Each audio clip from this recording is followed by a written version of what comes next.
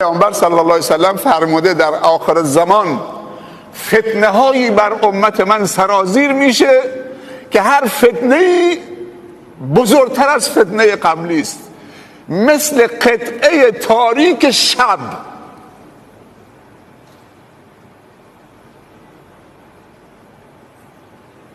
که قطع اللیل المظلم.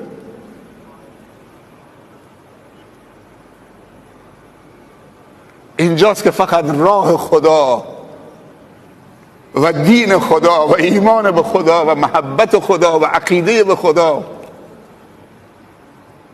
و استقامت در راه خدا فقط نجات دهنده است و پناه دهنده است و پناهگاهه. پیامبر صلی الله علیه وسلم فرمودند ما انسان ها هم شر و هم خیر جزء ماده خلقت ماست. و نفس و ما سواها فالهمها فجورها و تقواها. هر دو ماده خیر و شر در ما هست.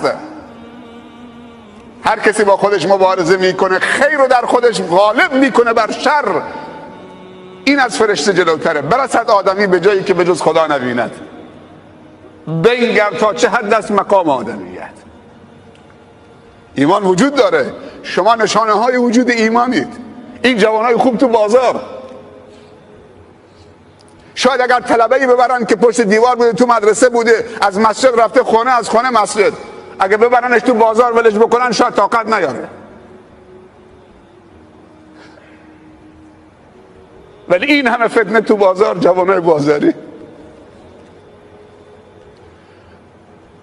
همه روزه با دهان روزه